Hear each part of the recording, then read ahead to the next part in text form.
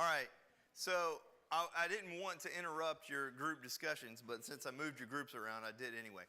Boys, y'all come over here with your group, please, so that you can give them your wisdom from your years of experience, and they can give you their wisdom from their more years of experience, okay? All right, so look, since I did interrupt your groups, anyway, let's have a discussion question.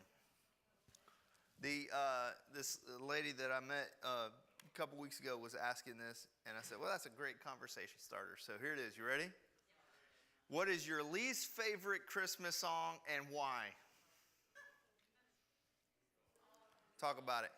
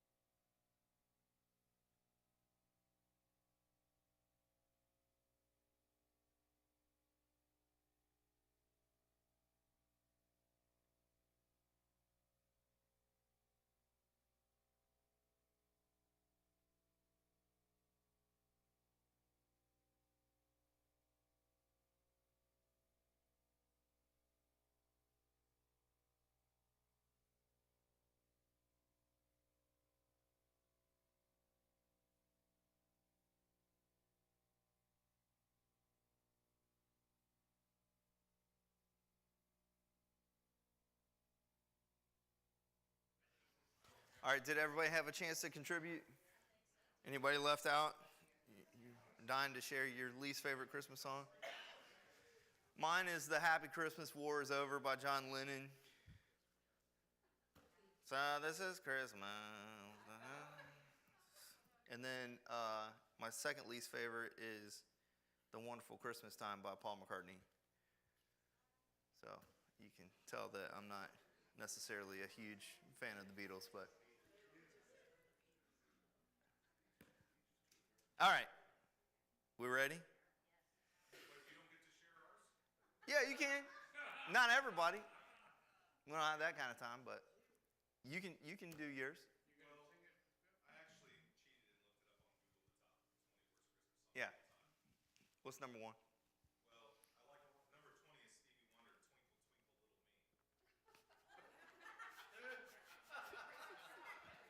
Wonder, Twinkle Twinkle Little Me. Okay. And then there's New Kids on the Block, Funky Funky Xmas.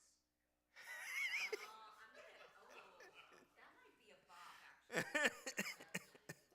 I'll be there. That's good. All right. I think everybody's been here and done this before, so I won't go over what we're doing. I think I've seen everybody. So, Deuteronomy. Are you ready? So, thank you to Pastor Jeff for jumping in on Numbers. That gave me, number one, gave me a reprieve in a time of work year that I could use it, and number two, did an awesome job as we knew he would. So very good. So we move on to Deuteronomy And of course, we begin with questions for investigation. Hopefully, you've already got your thing going there. But if not, you can go code at the top, 3248, 1769.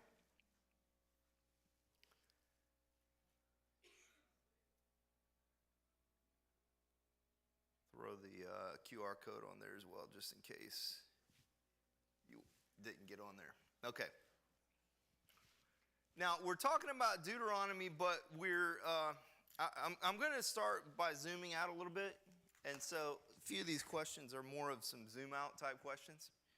But anyway, here we go. True or false? The Christian Old Testament and the Jewish Hebrew Bible, also called the Tanakh, have identical content but different organization. True or false? 15 people have voted. There are more than 15 bodies in the room, so I will wait a moment. Well, that's okay. You can always guess. All right. 2 to 1 say false. Okay? Keep going.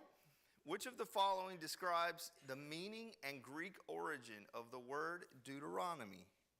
Okay. Option 1. Deuteronomy means God is not of earth. Greek word "do" meaning God, Greek word "tero" meaning earth, and Greek word "no" meaning not. Option 2. Deuteronomy means second law. Greek word "deutero" meaning second, and Greek word "nom" meaning law. And finally, Deuteronomy means out of error. Greek word "deut" meaning out, and erono meaning error. Which is the correct meaning and Greek origin of the word Deuteronomy?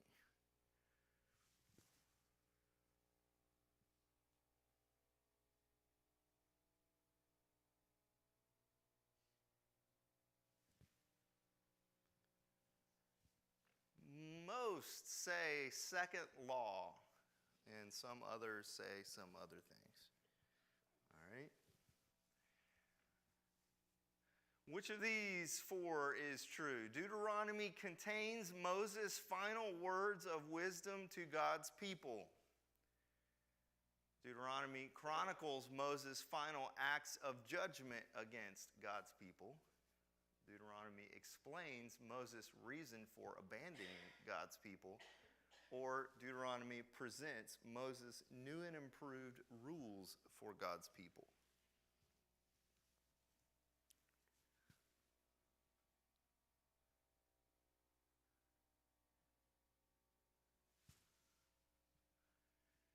Okay, almost everybody says contains Moses' final words of wisdom to God's people. Now, I'm going to go ahead and tell you that new and improved rules for God's people is not the correct answer. Although that was a good answer, he does re-articulate the rules, doesn't he? And in some cases, there are some differences there in what he articulated the first time. But it's not new and improved rules. God is not changing the rules. And we'll talk about that more as we go. So, answer D was not the right answer. All right. We can remember Deuteronomy for which of these things? The new generation of Israelites' acceptance of God's covenant. We can remember Deuteronomy for its many New Testament quotations and applications. We can remember Deuteronomy for its similarity in structure to the ancient Near East suzerain treaty, or all of the above.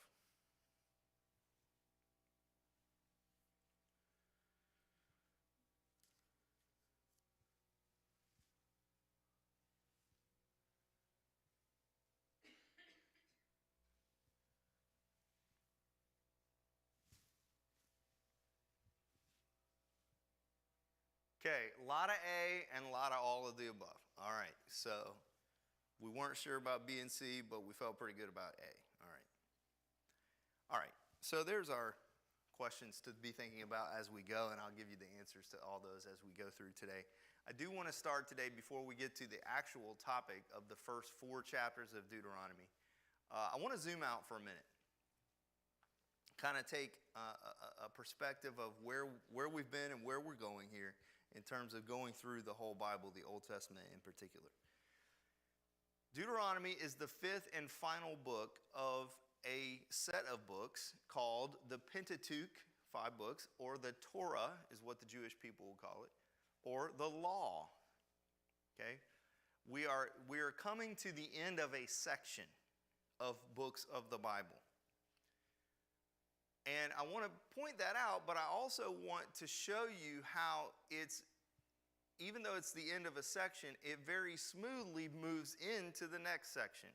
So I want to talk just a minute about how the Jewish people would view the books of what we call the Old Testament versus how we view them in the Christian Old Testament.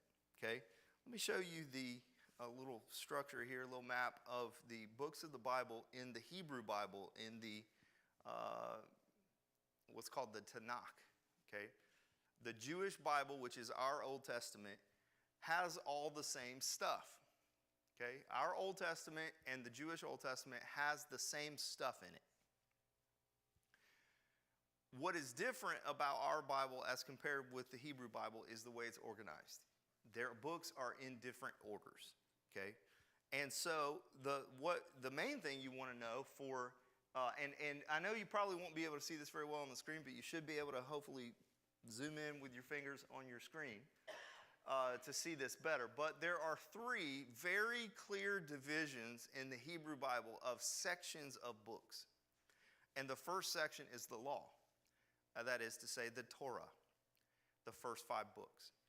It is distinct and separate from both of the other sections.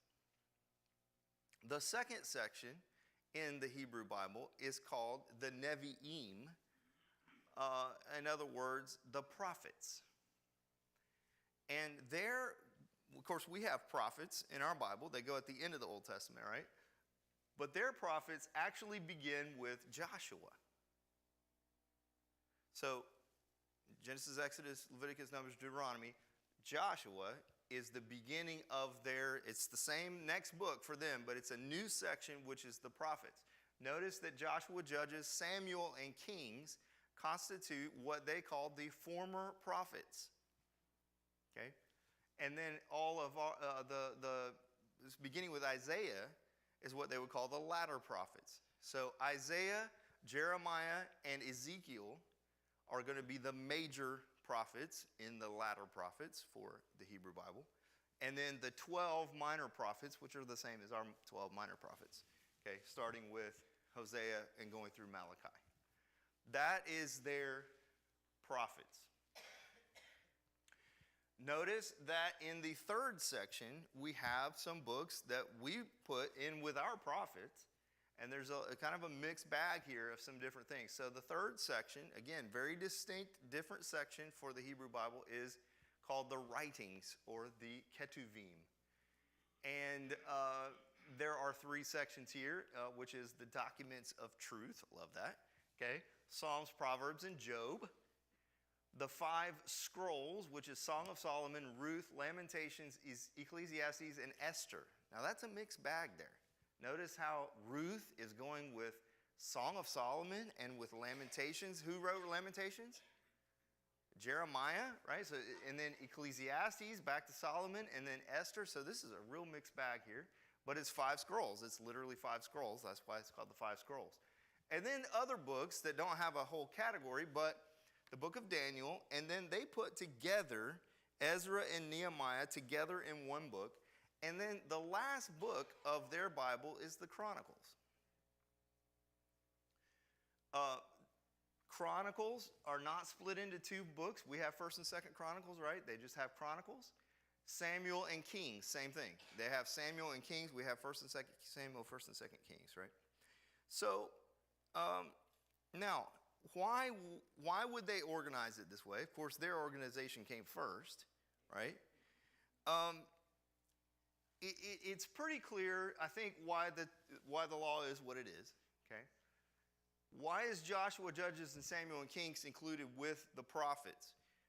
Because it is written from a prophetic perspective. So, for example, Samuel and Kings, which we kind of put in with Chronicles, Samuel and Kings are written from a prophetic perspective. Chronicles is written from a priestly perspective.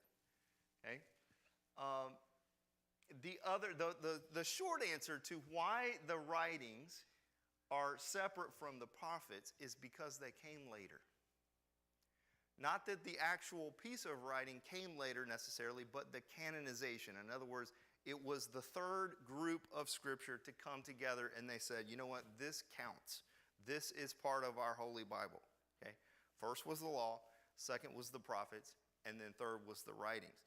When we say in the New Testament, when you hear in the New Testament reference to the law and the prophets, hello, it's this. But it's not just Isaiah and those guys. It also includes Joshua, Judges, Kings, Samuel, okay? The law and the prophets. The writings would have been separate from that. Obviously, we have some Psalms that will go way back. There's one Psalm that goes all the way back to Moses. So there are some of the writings that are as old as some of the prophetic writings. But they did not come together in what we call the canon of Scripture until later as the third group of writings that were part of the Hebrew Old Testament. Well, they don't call it the Old Testament, the Hebrew Bible. Okay, now, even though that is interesting, I think it's interesting, I think there is a lot of good sense in the way we organize the Old Testament. And I want to show you that, and this is really the point I want to make here in my zoom out. Because again, we're in Deuteronomy, which is going to be the fifth of 5 books in a section, right? However, okay, the Jewish people would think very hard line between Deuteronomy and Joshua. 2 separate things, 2 separate sections. And yet we read our Bible and we don't think of it quite that separate because of how seamlessly, and the writers of the Bible under the inspiration of the Holy Spirit did a fabulous job of a seamless transition from book to book. And I want to just show you that tonight. So I'm just going to read a little bit from kind of the end of one book into the beginning of the next to show you how smooth this is, okay? Here is the end of Deuteronomy going into the beginning of Joshua. Chapter 30, the last chapter of Deuteronomy, Moses went up to Mount Nebo and he died, okay? Joshua, verse 9, Joshua, son of Nun, was full of the spirit of wisdom, for Moses had laid his hands on him. So the people of Israel obeyed him, doing just as the Lord had commanded Moses. There has never been another prophet in Israel like Moses, whom the Lord knew face to face. The Lord sent him to perform all the miraculous signs and wonders in the land of Egypt against Pharaoh and all his servants and his entire land.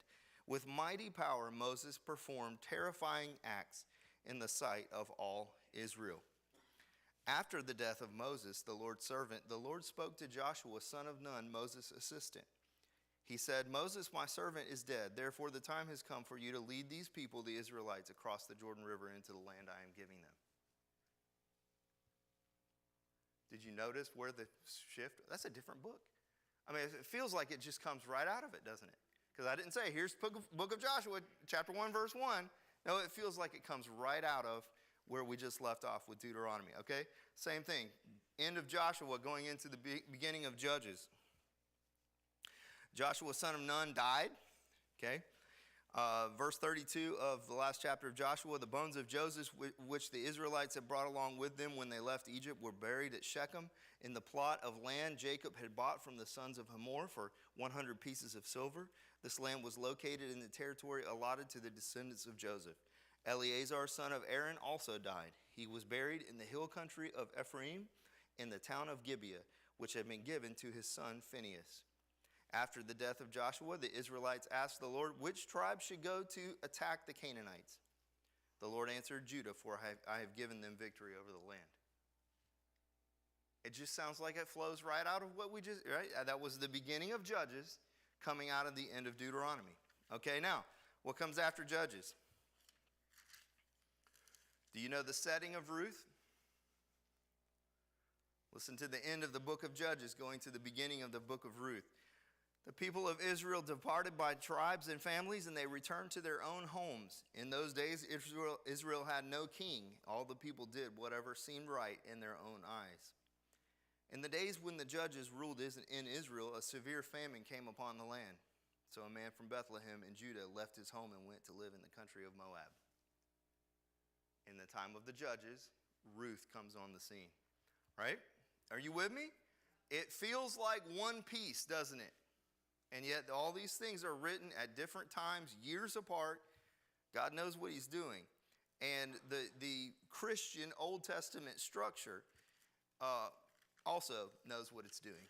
Somebody knew what they were doing to put these books together in the order that they put them together. Now, can anybody tell me what happens at the end of the book of Ruth? Do you know the last word of the book of Ruth? Close. The last word of the book of Ruth is David.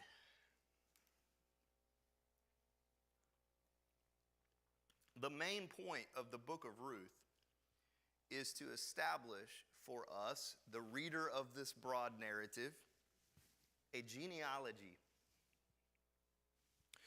The book of Ruth ends with a genealogy. Perez was the father of Hezron. Hezron was the father of Ram, etc., etc., etc. Ruth is the what?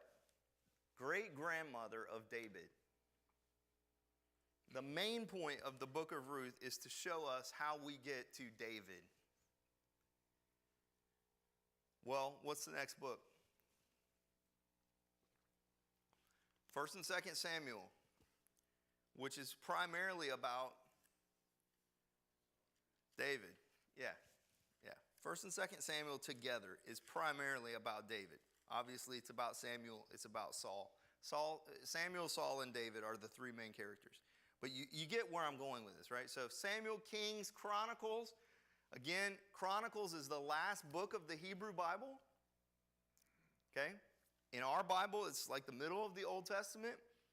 What comes after Chronicles? Ezra, right? Okay? Listen to the end of 2nd Chronicles. In the first year of King Cyrus of Persia, the Lord fulfilled the prophecy he had given through Jeremiah. He stirred the heart of Cyrus to put this proclamation in writing and to send it throughout his kingdom. This is what King Cyrus of Persia says. The Lord, the God of heaven, has given me all the kingdoms of the earth. He has appointed me to build him a temple at Jerusalem, which is in Judah. Any of you who are his people may go there for this task, and may the Lord your God be with you. End of Chronicles. Beginning of Ezra. In the first year of King Cyrus of Persia, the Lord fulfilled the prophecy he had given through Jeremiah. He stirred the heart of Cyrus to put this proclamation in writing and to send it throughout his kingdom. And then here's the prophecy. Okay. Ezra, as we know, moves right into Nehemiah. In fact, in the Hebrew Bible, they're together as one book. And then Esther comes after that. So in our ordering, we really have it mostly chronological all the way through Esther. Then we start over with Job, right? And so we have now that's a really different section where we go into the poetic books, right? But from Genesis to Esther, we have a story. And so even though the Jewish people are really going to have, again, a hard line to say the Torah, the first 5 books, the law, is one thing. And then beginning with Joshua, it's something else. It's the prophets. But we would typically think, well, it's all one thing and it's all God's story. Now, both perspectives are totally fine. But I want you to see that the way that we move through these books really does make sense. And not only chronologically, but the story of God's redemptive plan. Okay? All right. So, in our little zoom out here, we zoomed out to the whole Bible. Let's zoom back in a little bit. But before we get to chapters 1 through 4 of Deuteronomy, let's stay zoomed out on the book of Deuteronomy. Okay. The book of Deuteronomy. The word Deuteronomy means second law. it is a Greek origin. Of course, the Old Testament was written in Hebrew, but when they translated it into Greek, they came with the name of this book. They made the name Deuteronomy, which comes from the Greek deutero, meaning second, and nom, N-O-M, nom, meaning law.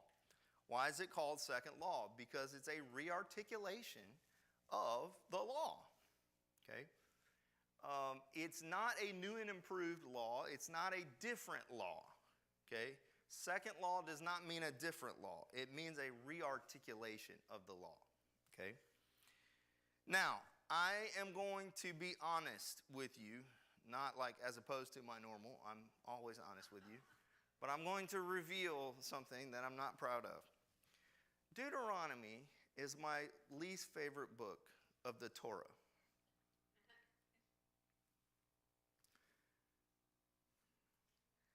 I am a guy who does not like repetition. So you start going through the Bible and you have Genesis. I'm a pretty big fan of Genesis, Exodus, Leviticus, Numbers. You got this great story going. And then you get to Deuteronomy and it's like, I just read all this. So for that reason, it's never been one of my favorites. Because I get to it and I say, well, I just read this. But, okay, I'm being honest, but that shouldn't be my perspective, right? We shouldn't have really a least favorite. I guess, And the truth is, it seems to be not necessarily God's least favorite.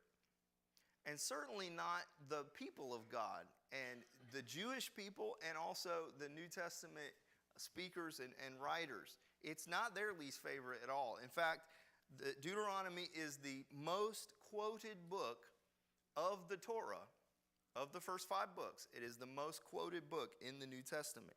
And it's the third most quoted book of the entire Old Testament in the New Testament. Anybody can give a guess what the first 2 most quoted books of the Old Testament are in the New Testament? Psalms number 1, Isaiah. Deuteronomy number 3. So somebody thinks it's good. Okay? And so I'm helping myself and hopefully helping you to see that, hey, there's something to this book. Let's not write it off just because it has some repetition in it. Okay? I'm trying to preach to myself, but maybe you get a little bit for yourself as well. Okay. Another something coming from old into new. When Jesus was in the wilderness, tempted of the devil 3 times, all 3 of his statements back to the devil when he was tempted came from Deuteronomy. So Jesus thought highly of the book of Deuteronomy. The bottom line is, and this is one of the answers to your questions earlier, we can remember Deuteronomy for one thing. We can remember it for its many New Testament quotations and applications. So, what is it about this repetition? If you're like me and you say, well, I just read this, it's repetitive. What can we get out of this besides it's just repetitive? Why do we want this repetition? Okay, now, here is an answer to a rhetorical question. I don't want you to answer this out loud. What do you like better? Reading the Bible or hearing a sermon? Now, let's say it's a good sermon. I think if we're honest, most of us would say we like hearing a good sermon better. Because we're going to get that application, we're going to get that insight, and that hopefully that speaker will bring that thing to life. I think most of us would say, I'd rather hear a good sermon. Okay, that's what Deuteronomy is. You've had Genesis, Exodus, Leviticus, Numbers. And now Moses is there on the precipice, on the east banks of the Jordan River, and this is his final statement to the people of Israel to say, here's what's been going on, y'all.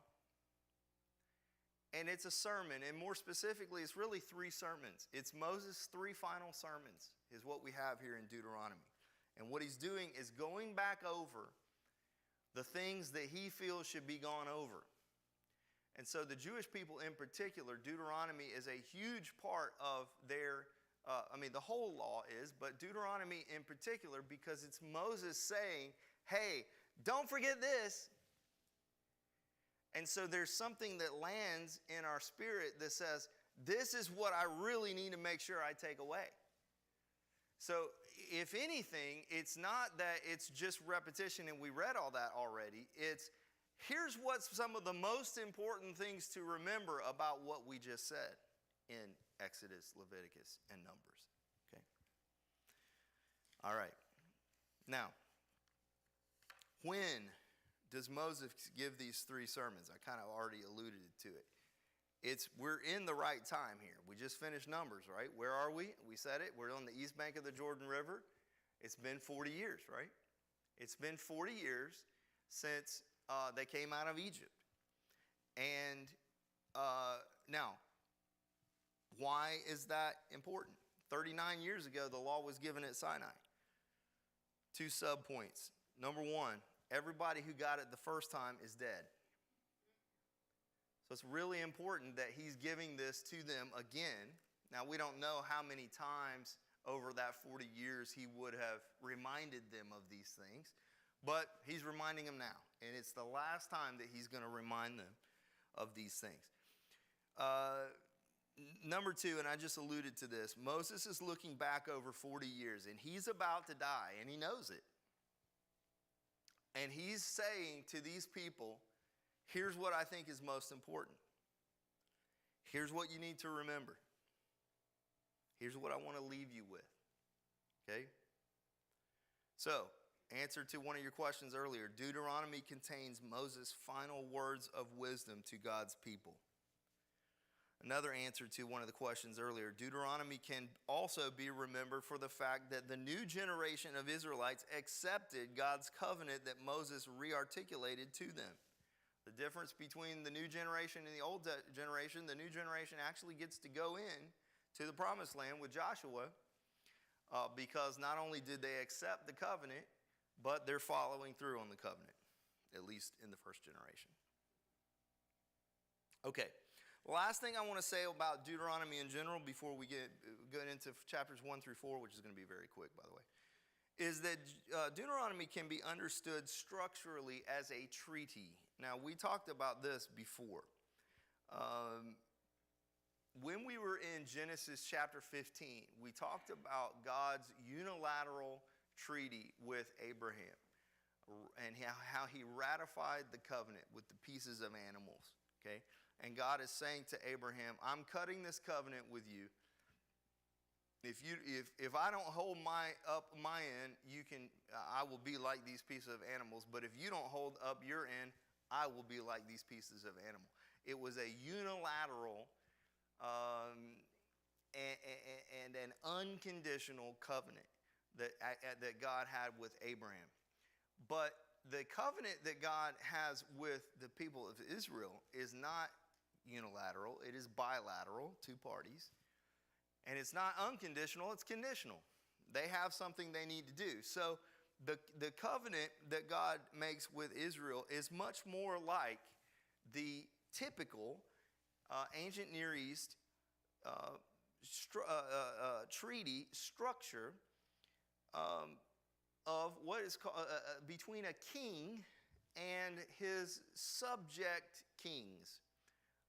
Whether that's a prince, a duke, a vassal is typical, but an under king. And the fancy word for this is suzerain, S-U-Z-E-R-A-I-N. So it's a suzerain treaty where this sovereign king, pretty good translation of suzerain would be like king of kings. So I win this battle and I've conquered this people, but they're going to continue to have their own stuff going on. They're going to be autonomous. But they're under me. And so my treaty with these people is, okay, you can do your stuff here, but I'm going to be over you, and I expect this. I expect these terms. And if we don't have these terms, here's what you can expect in return. So the treaty structure, and we talked about this again in Genesis, is part 1, what I, the king, have done for you. You who are under me, okay? In other words, history. What's our history? Part 2 of the treaty is the terms. In other words, the laws. This is what you will do. And then part 3 of the treaty is here is what to expect when you do the things that you're supposed to do. Here's what I will do that's good for you. And if you don't hold up your end of the treaty, here's what you can expect from me in terms of consequences, things that are not good. And so blessings and cursings at the end of that treaty. Well, that's basically what we have here in the book of Deuteronomy. Okay, the 3 speeches, the 3 sermons by Moses are roughly commensurate with these 3 portions of the treaty. And tonight, first 4 chapters, we're looking at something that's mostly the history part. Here's what God has done. Here's our history, Israelites, and here's what God has done for us. Next week, we get into the terms. In other words, the re-articulation of the law. Here's what he expects of us. And then in the 3rd week, we get into, okay, if you do and if you don't, here's what to expect. Right now, even within that, each little speech has little parts of the other parts. In other words, even though tonight we're talking mostly about the history and what God's done for us, there's little pieces of here's the law, here's the terms, and here's what to expect if you don't. In other words, just make sure you do these things, or else. The or else is there. And next week when we get to the part that's mostly about the terms in the law, there's a little bit of history thrown in, and there's a little bit of or else thrown in. And in the 3rd week, when it's mostly the or else, there's a little bit of history thrown in, and there's a little bit of terms thrown in. So it's almost like Russian nesting dolls, where we have these 3 parts, and each part has a little bit of all 3 parts. So kind of a 3 within 3 structure here in the book of Deuteronomy. Okay, very last thing before we get to the actual first 4 chapters. Remember how we talked about action and instruction? I made a big point of this. As we started in Exodus, are we in an action section or are we in an instruction section? Are we going and doing something, or are we hearing the Lord say, do this? Okay? And Exodus really went back and forth between action and instruction. And then Leviticus was mostly what? Instruction. And Numbers was mostly action. Now we get to Deuteronomy, and it's mostly instruction again. In other words, again, Moses is 3 sermons. He's telling the people. The entire book of Deuteronomy almost is Moses saying to the people stuff. In our first week, the stuff that he's saying, the instruction, is actually about action. So he's telling the people, he's giving a sermon, but he's reminding them of some of the actions over the last 40 years. Okay, so Deuteronomy is mostly a book of instruction, but some of the instruction is actually about old actions. Finally, we get to talk about the actual first 4 chapters of Deuteronomy, which we're going to call Remembering the Journey. Again, this is the history section. And so here we go in Deuteronomy chapter 1, verse 1.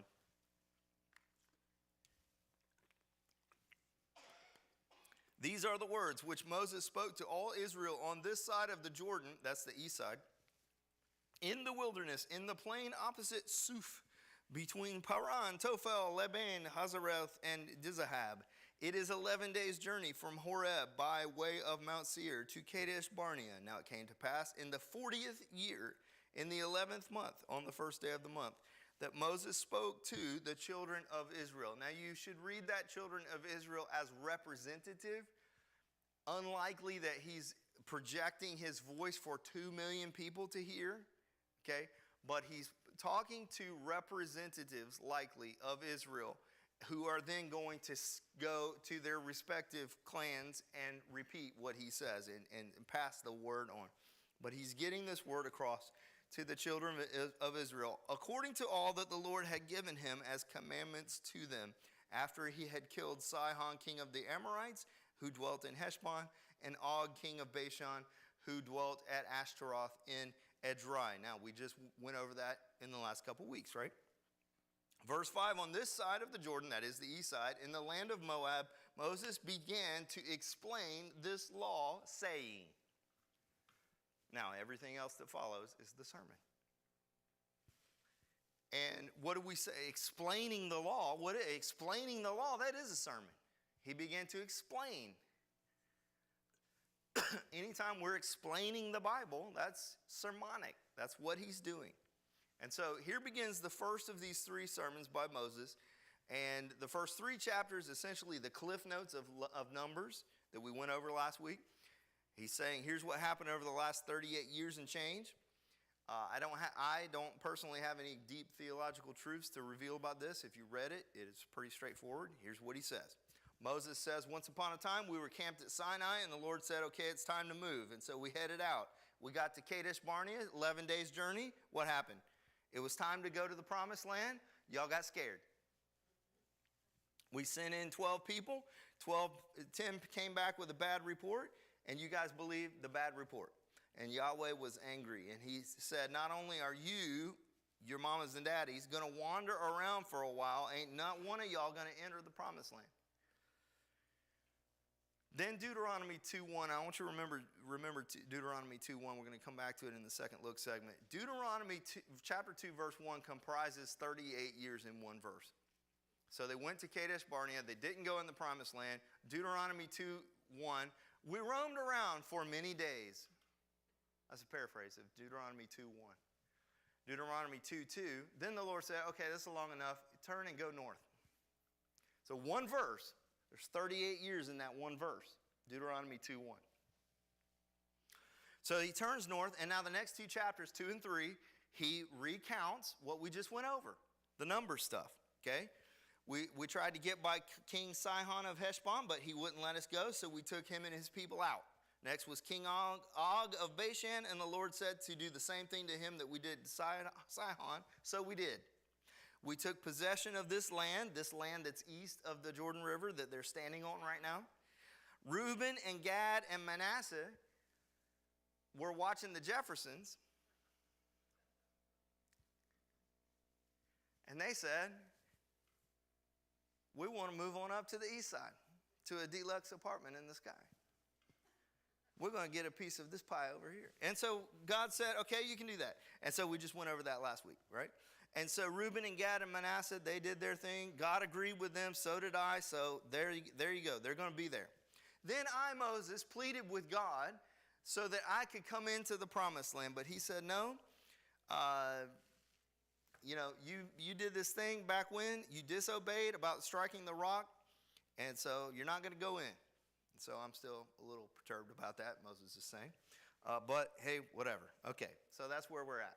He's saying this to the people, right?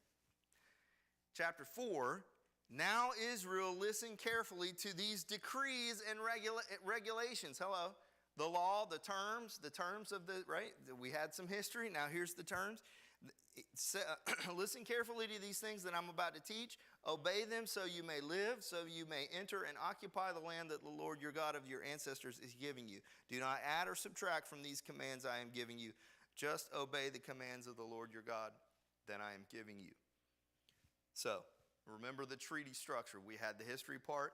Now, just in chapter 4, we get little snippets of some law, in other words, terms, and also the consequences. These little snippets come in the form, this is chapter 4, of things like don't make carved images. And if you do, remember the or else, if you do, you will utterly perish from the land. Okay, so that gets us through chapter 4 of Deuteronomy. Let's go to our exercise, which is going to be more along the lines of the Old Testament zoomed out, less along the lines of Deuteronomy 1 through 4 per se. I'm going to pass these out one per 2 people, and then I'll come back if there's extras. So what you're doing here is, well, let me pass it out first.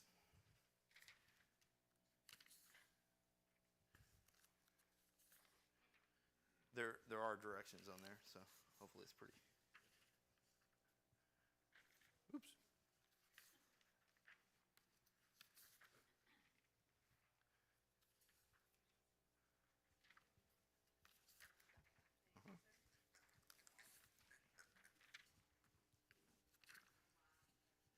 So on the right-hand column, are the books of the Hebrew Bible in their order. And on the left-hand side are going to be the books of our Christian Old Testament. We got extras now. Couple. Anybody want more than one per two people? The extra one? I got some more. Want one? Now, you could just write all the books of the Bible in order on the left column, but that's too easy. That's not what I'm asking for, okay? I want you to draw an arrow from the right column to the left column. I want you to see these things moving from the one organization to the other organization. So at the end of the day, you're going to have a left column that's just simply our ordering of the Old Testament books, but then you're going to have all these arrows that are showing you where they're coming from in the other ordering, okay?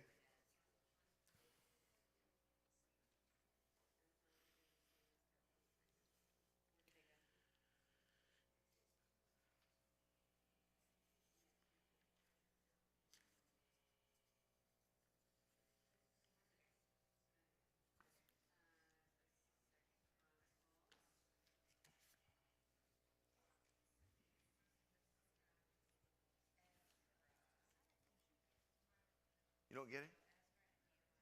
Well, why don't you put them in order first? You want to put them in order first? Well, I mean, if it's easier to write them down first, that's fine. And then put your arrows in.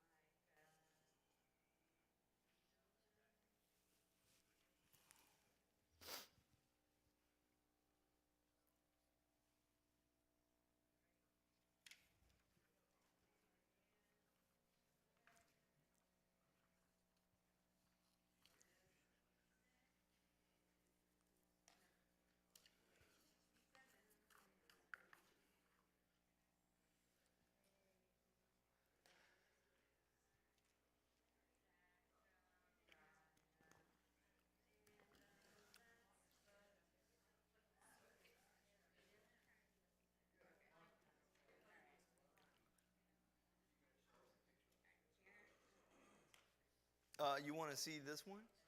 No. No, I don't. I don't have that. It is a mess. Yeah, and that's the point. That's what I wanted you to see. It's pretty fascinating.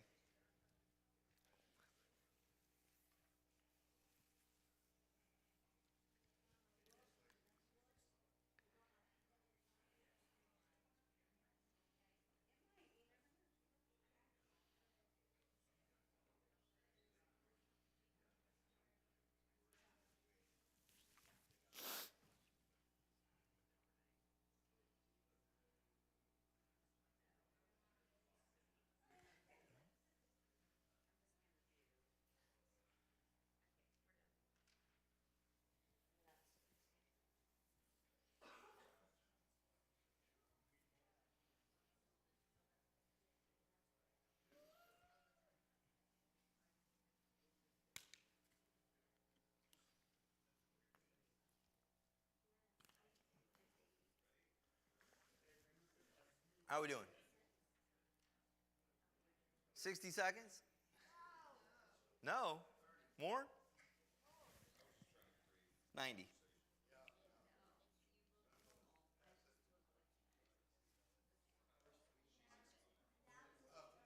Yeah. Yeah. No, I know. Yeah. Yeah. That's right. Yeah. I'm the same height I was in.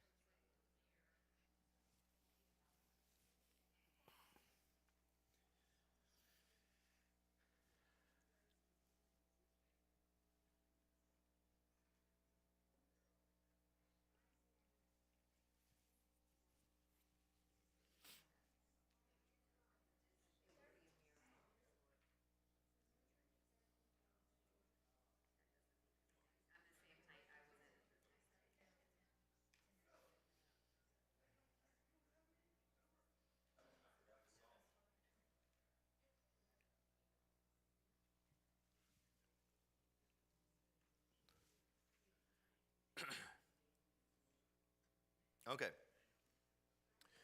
They go together for a while, right? Both columns, Genesis, Exodus, Leviticus, Numbers. Okay.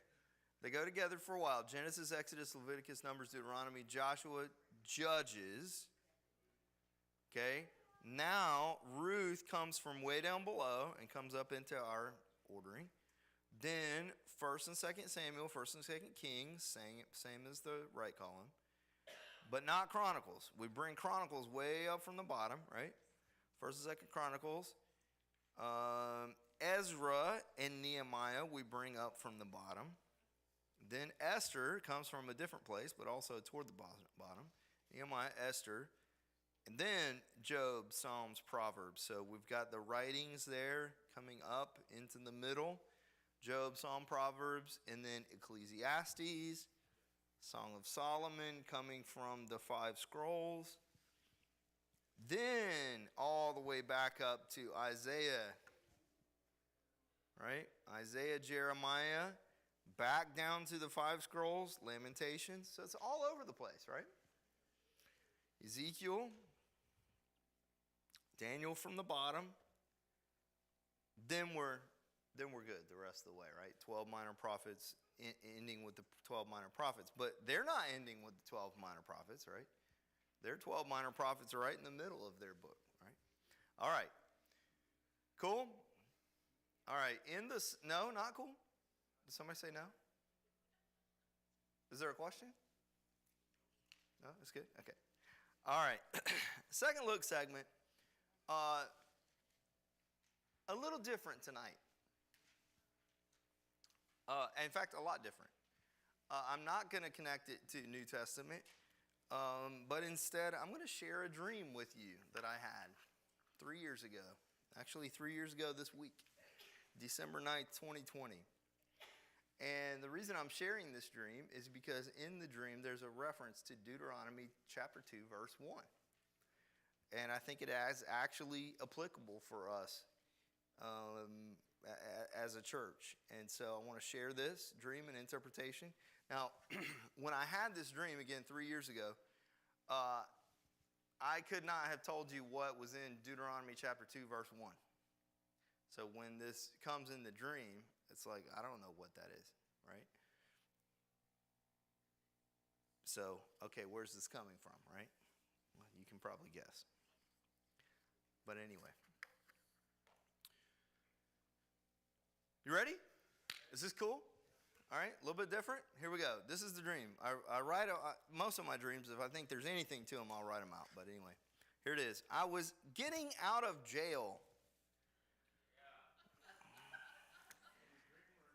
I was in the dream. I've never been in jail in real life. Not that there's anything wrong with that. But anyway, all right. I was getting out of jail. I was in line to be processed. There was one guy ahead of me in line. We were both waiting at the counter. The worker processing people was behind the counter with another guy who was also getting processed. They were being very slow about it. They were leaned over a different counter behind the processing counter, trying to look up Deuteronomy chapter 2, verse 1. They couldn't find it because they had no Bible literacy. I told them it was the fifth book. Then they found it, and they were astonished that I knew that. When they began to read it aloud, I began to quote it aloud with them, except it wasn't actually Deuteronomy 2:1. It was some amalgamation of the following thoughts. Out of the abundance of the heart, the mouth speaks. You are only condemned by what you say and not what you don't say. And in your patience possess ye your souls.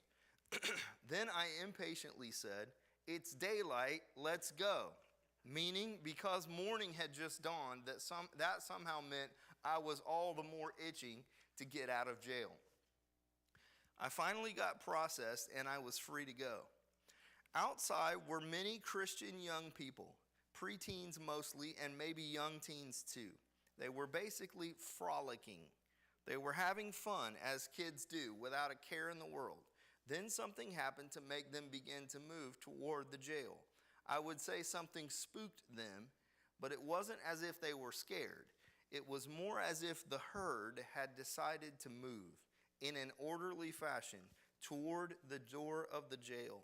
They knew something was out there. They weren't alarmed or anything. They just all began to move as if herded by an invisible force toward the door of the jail. I, of course, am walking away from the jail, briskly, so I am passing these kids as they are passing me. Past the kids, I run into a man. He is nerdy, short, and bald. He's the kind of guy who you just know had a tough time in school with kids making fun of him, etc. And I am also aware that he is a secret killer who is there to kill the kids. However, he poses as a Christian. He asks me, is that a youth group? I say yes, and he says something like, well, prayer is the most important thing. I am still walking briskly away from the jail. He begins to follow me, but slower, as if he has to walk with me to keep the conversation going, because I am not about to have a stop and chat. Eventually, the conversation ends because he is intending to head the opposite direction toward the kids and the jail, and he therefore stops walking with me. As soon as I get past some buildings where I am out of sight, I circle back around and make my way to the roof of a building. I now have a rifle hanging on my shoulder, so I raise it and pick this guy off right as he is about to pull the trigger on one of the kids. I know there's risk that everyone will think that I'm the bad guy and not realize that he was, but I do it anyway because it's the right thing to do, and I just hope I can get away and not get caught. Now, here's interpretation, at least partial. As with many of my dreams, one of the main elements of this dream has to do with waiting. I am chomping at the bit to get processed and get out of jail. Given the context of Deuteronomy 2:1, I believe the jail is likely the wilderness. Again, this was 3 years ago. We're in the wilderness 3 years ago. My impatience is a holy impatience. It is a holy anticipation of getting out of the wilderness on the one hand and of being part of the move of God on the other hand. The move of God is symbolized by the dawn breaking, and my release into the outside world during the morning is a confirmation that I will be part of the move of God. Many will miss the move of God, however, due to a lack of Bible literacy. Deuteronomy 2:1 identifies where APC is in our wilderness journey as of December 9th, 2020. Then, this is quoting Deuteronomy 2:1, then we turned around and headed back across the wilderness toward the Red Sea, just as the Lord had instructed me, and we wandered around the region of Mount Seir for a long time. This one verse comprises 38 years of the journey. This is where we are now. The fake Deuteronomy 2:1 holds the key to coming out of the real Deuteronomy 2:1.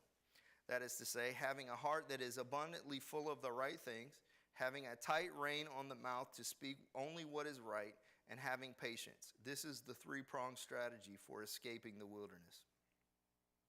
So we're in the wilderness, but we're only one verse away from coming out. Verses 2 and 3, then the Lord said to me, you've been wandering around in this hill country long enough. Turn to the north. Verses 4 through 7 and beyond are not irrelevant to the remainder of the story. And this is really what I want you guys to key in on, because this is our application. This is our second look. This is what's going to make it for us. appoint. You will this is verse 4, Deuteronomy 2:4. You will pass through the country belonging to your relatives, the Edomites. Now, for us, our relatives are nominal Christians, but who are not part of our true family. So think about that as we're reading this. You will pass through the country belonging to your relatives, the Edomites, the descendants of Esau who live in Seir. The Edomites will feel threatened, so be careful. Notice, feel threatened, be careful. Do not bother them, for I have given them all the hill country around Mount Seir as their property, and I will not give you even 1 square foot of their land. If you need food to eat or water to drink, pay them for it, for the Lord your God has blessed you in everything you have done.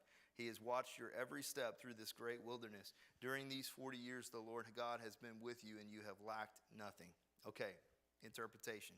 We are not to mess with the world around us as we come out. We are not to put our hand to the naysayers, our relatives who are nominal Christians but who are not part of our true family. We are not to bother them. They will feel threatened, so we need to be careful. In other words, look straight ahead and keep our eye on the prize.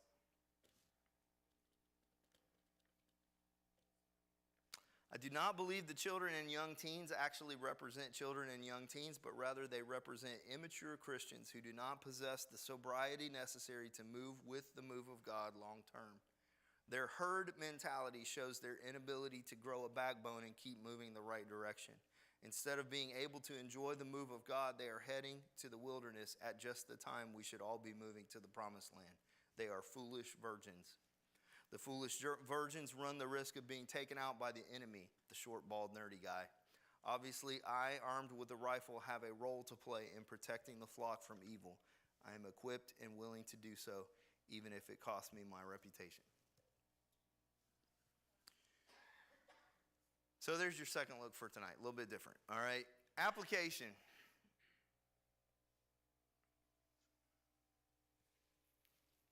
Moses was able to share with the Israelites what he felt was the most important thing for them to understand and remember.